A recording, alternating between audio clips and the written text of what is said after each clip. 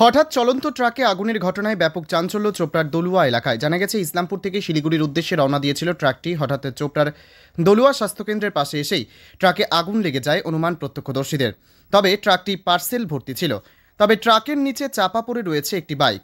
জানা গেছে, এই বাইকটিকে সজোরে ধাক্কা মেরে ট্রাকটি পালিয়ে যাওয়ার চেষ্টা করছিল, কিন্তু ট্রাকের নিচে সেই বাইক আটকে যাওয়ার কারণেই রোড এবং বাইকের ঘর্ষণের ফলেই হঠাৎ দেলুয়ার সামনে আগুন লেগে যায় ট্রাকটিতে, এমনটাই অনুমান করছেন প্রত্যক্ষদর্শীরা। চলুন শুনে নিই চলন্ত ট্রাকে আগুন লেগে যাওয়ার কারণ হিসেবে স্থানীয়রা এবং প্রশাসন কি বলছেন। আগুনের উৎস তো এখন আমরা খুঁজে পাইনি, তবে যেটা আমরা এখানে এসে বুঝতে পারলাম যে একটা বাইকের সাথে অ্যাক্সিডেন্ট হওয়ার কারণেই আগুনটা লাগছে। এখন কি পুরোপুরি আগুন নিয়ন্ত্রণে? হ্যাঁ, এখন আগুন কন্ট্রোলে আছে। ঘটনাটা কি এখানেই না অন্য জায়গায় ঘটেছিল? না, আমরা কিন্তু ঘটনাটা যখন আসি তখন আমরা এখানেই দেখেছি। এখন অন্য কোথাও যে লাগছে তখন আমরা তো ছিল গাড়িতে তো এই গাড়িতে পুরো মাল ভর্তি ছিল, পার্সেলের গাড়ি। গাড়িটা কোন দিক যাচ্ছিল? ইসলামপুর থেকে শিলিগুড়ির দিকে যাচ্ছিল।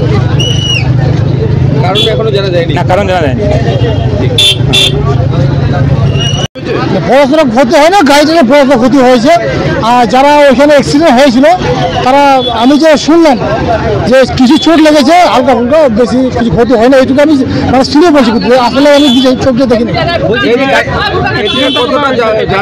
কতটা যানজট সৃষ্টি হয়েছে এখানে ম্যাক্সিমাম মোটামুটি আধা ঘন্টা করে রুম আছে, আধা ঘন্টা করে বেশি। অ্যাক্সিডেন্টটা কোথায় হয়েছে? ওটা তুতবাগানে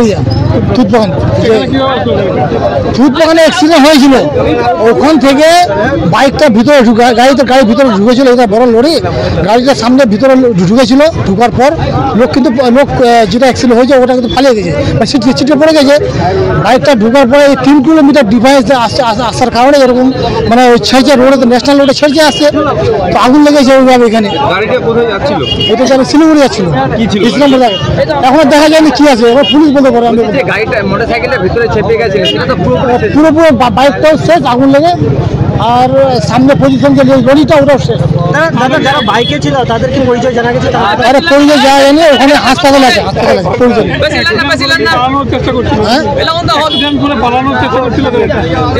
তারপরে ওটাই তো হবে, কারণ 3 কিলোমিটার দূর থেকে আসলে ওটা হবে। 3 কিলোমিটার যদি গাড়িটা ছেড়ে আসে তাহলে তো ওটা তো পালিয়ে যাওয়ার ভয় না, ওটা লরিটা। এটা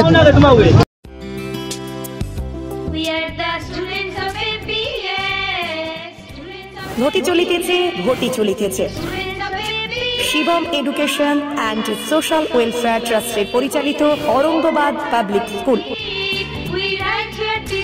এটি একটি বাংলা মাধ্যম আবাসিক অনাবাসিক শিক্ষা প্রতিষ্ঠান। 2025 শিক্ষাবর্ষে 5ম থেকে 9ম শ্রেণী পর্যন্ত বালক ও বালিকাদের ভর্তির জন্য ফর্ম ফিল আপ চলছে। ফর্ম পূরণের শেষ তারিখ 22 অক্টোবর 2024।